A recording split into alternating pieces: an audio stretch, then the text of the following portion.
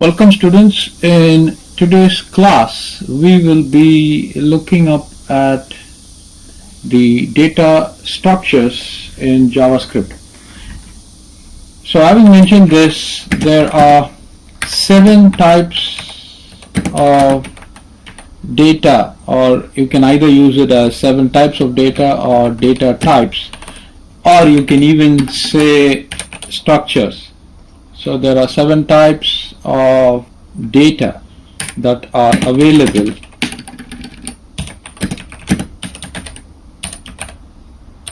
in JavaScript. Now these data types are classified as, or I would say, into 2 groups. So group 1, I call them as primitive data types, and you got the next one what is called as group 2. Now group 2 is called as non-primitive. So let me write that down: non-primitive data types. Now in primitive data types you got 7. In non-primitive data types you got 1, and that one non-primitive data type is used, or in other words is very important, and we call them as object. And when do we use this? We use this to handle complex data structures.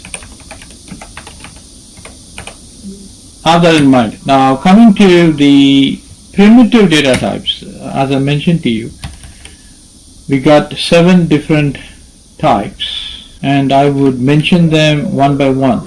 So the first one is number, the second one is string. Now when we say number, the total size of the number that is permitted in JavaScript is 2 raised to the power of 53 minus 1. So this is the limit. So you can give any number of this size and perform calculations in JavaScript. So string involves empty to characters, right? So when I say empty, so what is the meaning of it? That means you can declare a variable to be string and give 0 characters, and on the contrary you can give a string of characters. And after this, C is called as begin. Now these are special type of data that are used to handle the huge numbers, the numbers which are exceeding the size of 2 raised to the power of 53 minus 1. And after this, D, we got what is called as Boolean. Now Boolean data types have got 2 values. So one is true and the other one is false. So they can only take 2 values, either true or false. In other words, the best way to say is they can only take one of these 2 values, true or false. Next in line is called as null. And when do we use null? Null is used for unknown values. And after this null, you got what is called as undefined. This is also a data type. Now undefined is used for unassigned values.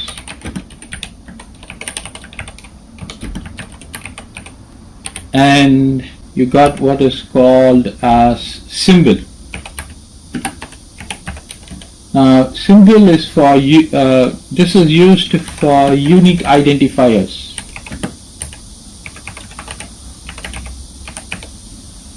So how many have I given here? 1, 2, 3, 4, 5, 6, 7. Okay, 7, that's perfect.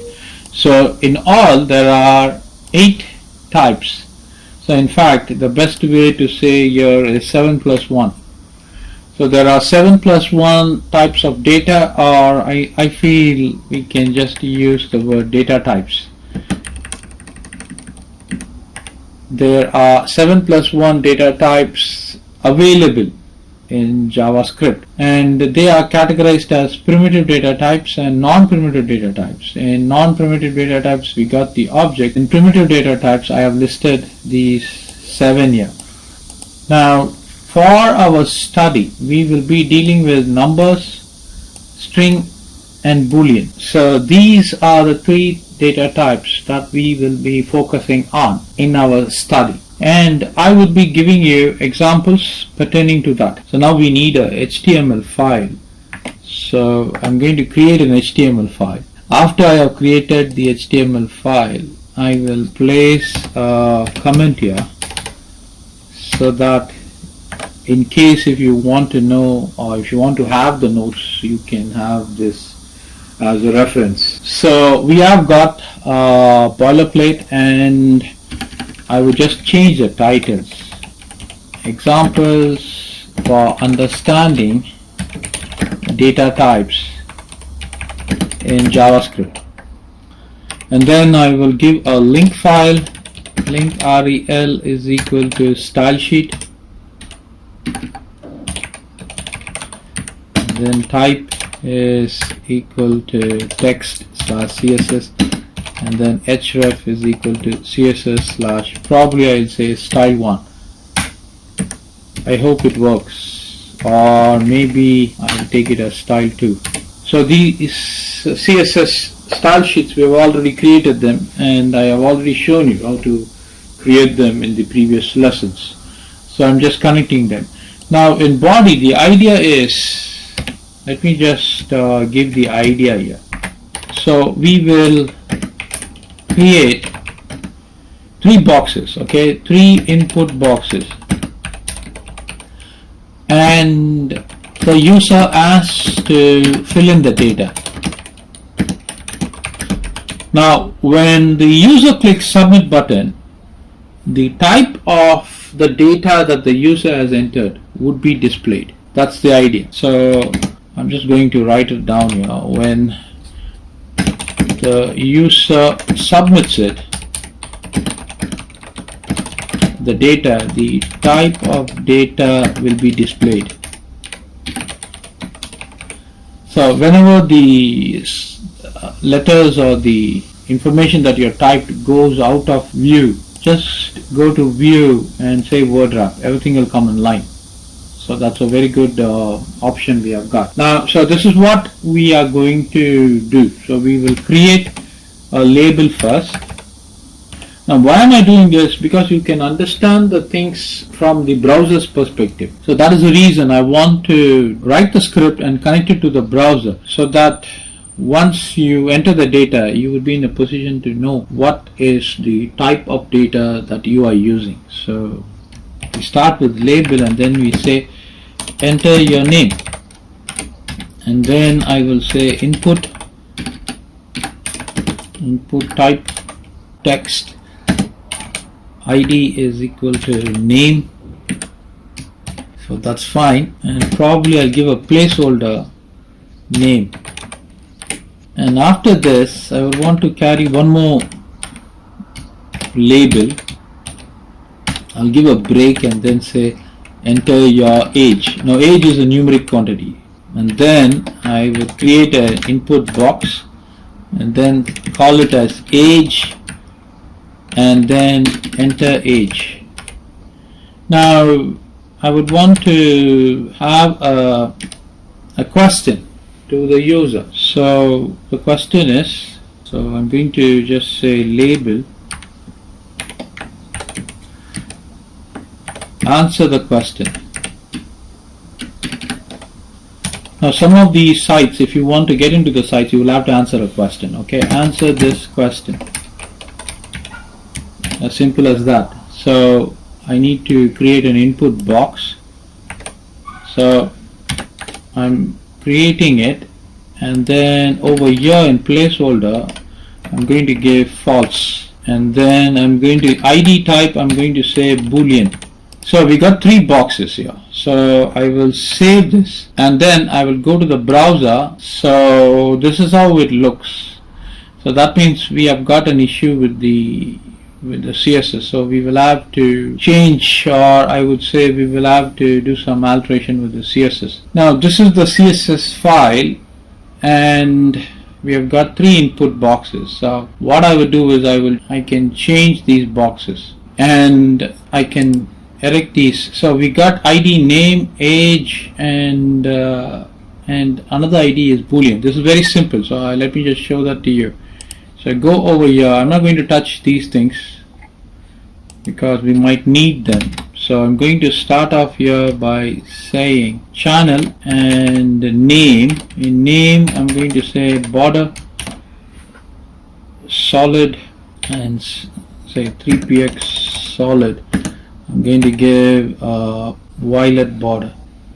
Okay, I'm going to use style 2 here because I have brought in style 2, and this is exactly what we are going to use now, just to make it more presentable. So that is the reason. So I'm going to copy this and say name, or let this be age, and let this be name and boolean.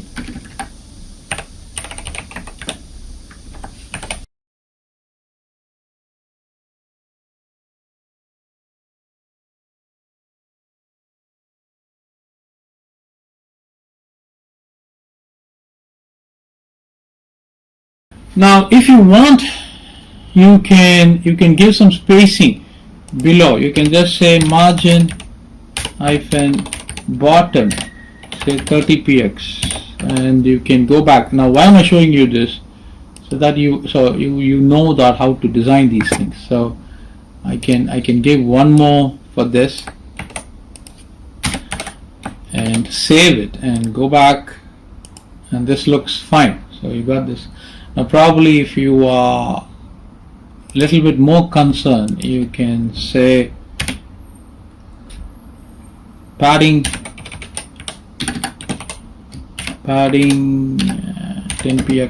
10px. You can give this padding. Now what happens when you give this padding, you can see it becomes a little bit more better, right? And you can use the same level of padding for all this, and that would make things more attractive. Of course we are not handling CSS, but just to stay consistent.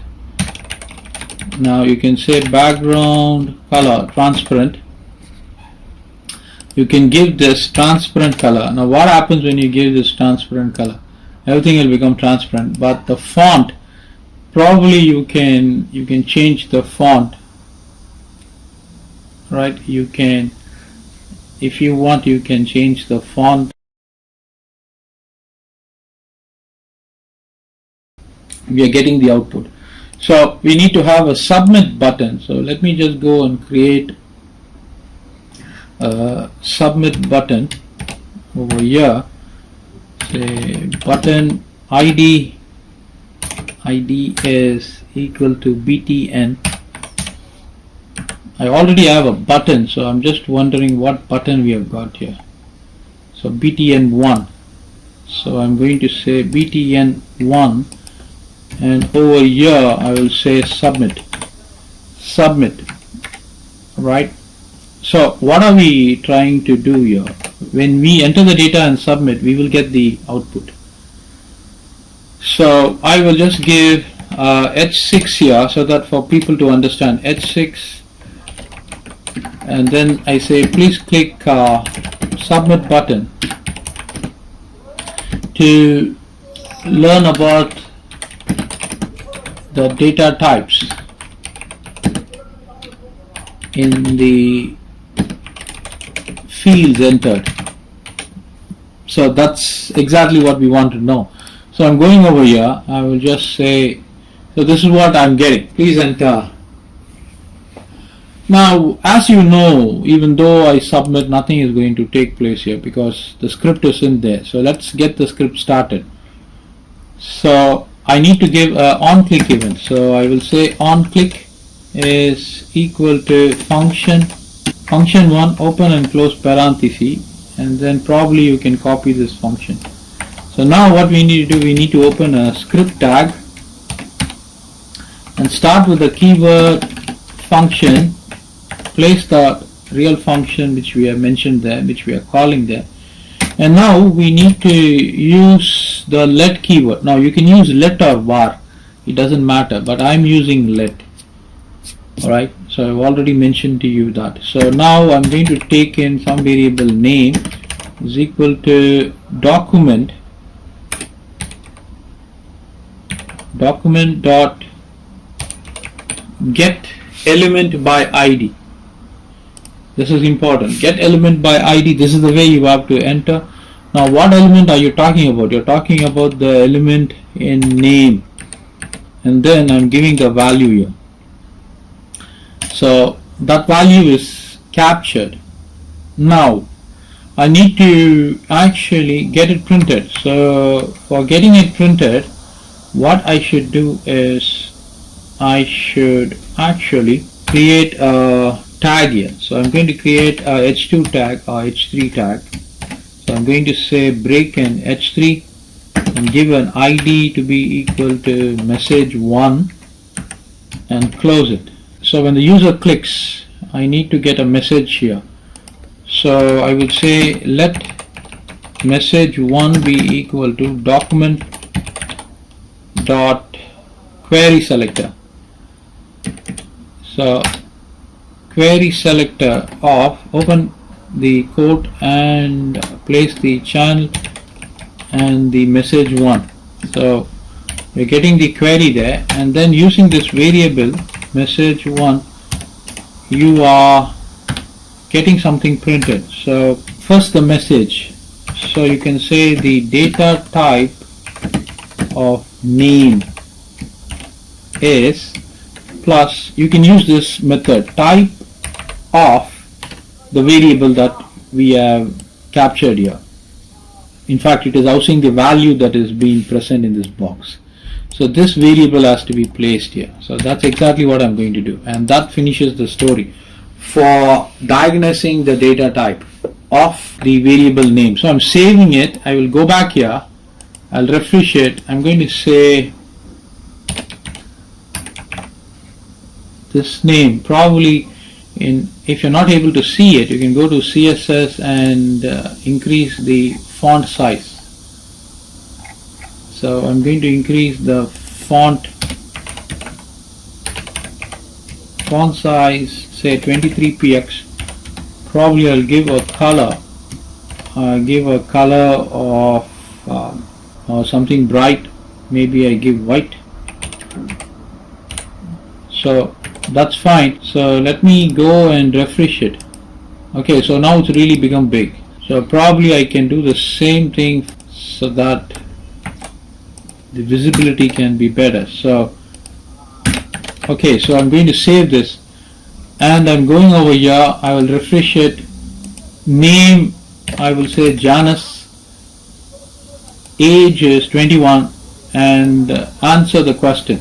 So we should have answered a question. So the question should have been there, but apparently we didn't place the question. So I can put the question now. So what's the question? The question is, let's go back to the part and answer the question. So probably I can give a question as over here, say h3 tag or h4. The sun rises in the east. So this is the question, right? True or false? So I give a question mark, I save it. So I go over here, the sun rises in the east, so it's true or false. So we are not going to be using it here, so I need to fill in the data, because every time you refresh it, the data gets lost. That's the way the browser and the script works for this particular program. But if you want, you can capture it, but that's a different technique and technology. We will learn about it later. Now in this case I say true, right? The answer is true. Now we are not going to get anything about this data type 21 and true. I know this has to be numeric, and this has to be a boolean. I already mentioned to you, boolean takes only one of the two values, either true or false, but we will start off with the first box. So this is a string. In other words, this isn't a numeric constant, and this isn't a number, this isn't a big number, this isn't a null, this isn't undefined, this isn't boolean. So string has to come. So let me just click and you say the data type of name is string. You see that? It exactly gives that output. So this is what I want you to learn and understand. So let me just go over here and I will show you how to get the boolean first. So I will say let boolean 1 be equal to, I'm going to use the same thing, document.get element by id. The id given here is boolean, so enter that. So we captured the value. Now I need to have one more h3 tag.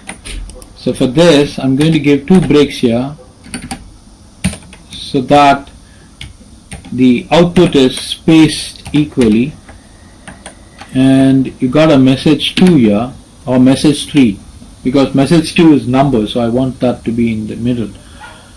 So as of now I'm going to just copy this,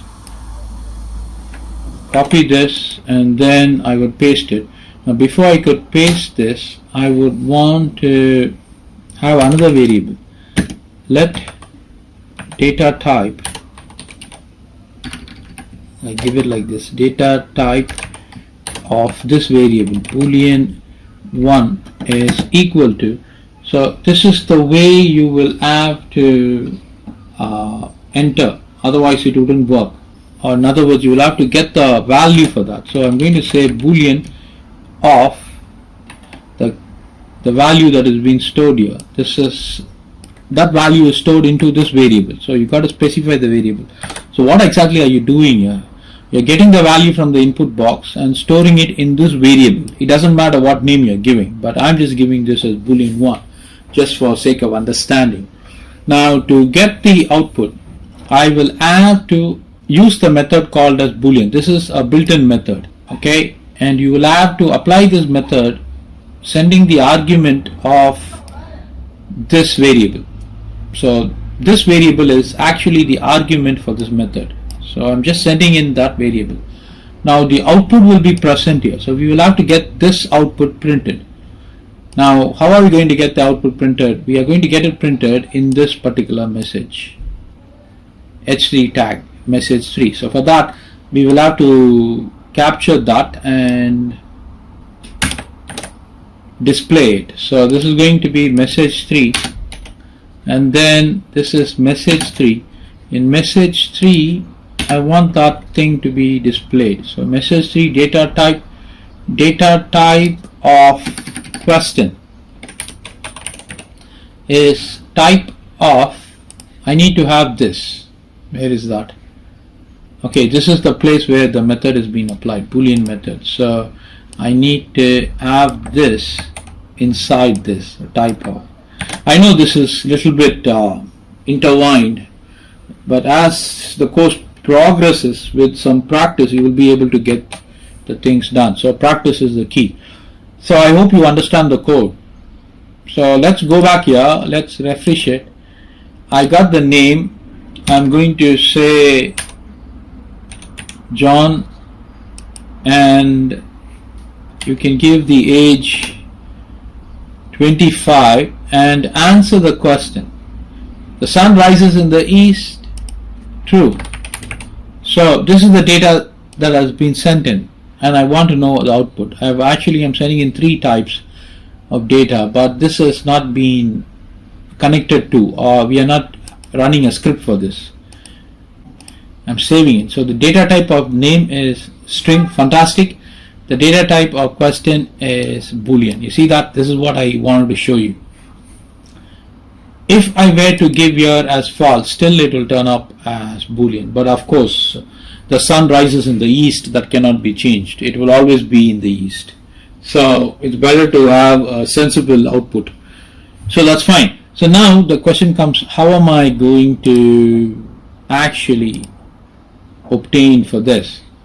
Now you have to understand, whenever we say age, I know age is a number, but JavaScript treats any input present in the input box in this fashion to be a string. In other words, you cannot do the numeric operation on that particular data. So we have to do some conversion. So that's exactly what I'm going to show you here. So what I will do is I will just copy one of the lines of code, and then I will actually put in a comment here, okay, to find the data type of age. That's one comment, and I will also put in another comment to find the data type of question, so that you will know. In this case, we are actually finding the data type to find the data type of name. So that's fine. So over here, what we have to do is we will have to capture the value. So I'm going to say let age be equal to get element by ID of age. So the value is captured. Now I need to have a message here. So what I will do, I'll copy this and I will paste it here and call it as message2. So we will have to get that printed in that h3 tag. So now what happens, we have captured it, but we will have to set the things up. So let me just copy it and paste it. This is going to be message2. I'm capturing message2, and I will have to display the message. So message2, the type of age, right? Now you will have to understand one important thing. If I'm going to run it, the data type for age is going to be displayed as string. I'm going to show that to you in a minute. So I am going to give the name as Hannah, age 30, and answer the question true. The sun rises in the east. True. Now when I submit it, watch here, when I submit it, this one I know the data type, this one I know the data type, this one, the data type should be numeric. So let's have the submission. You see that this is data type of name is string, find data type of age. You see that this is exactly what I'm talking to you about. When you enter a value, no matter what value you enter into this, even if it is numeric, I want a numeric value, I'm entering a numeric value, still JavaScript is treating it as string. So we will have to change that. So that is a very important point you will have to take into consideration, specifically when you're performing mathematical operations. So what should I do to convert it into a number? It's simple. You have to use this method called as parseInt and send the argument, or send the value as an argument. That's what you have to do. So this parseInt converts it. So I'm saving it. I'm going to show you the output, how it looks. Leonardo DiCaprio, enter the age 35, the sun rises in the east. True. So now I'm submitting it. You see that? Now it has already converted into number.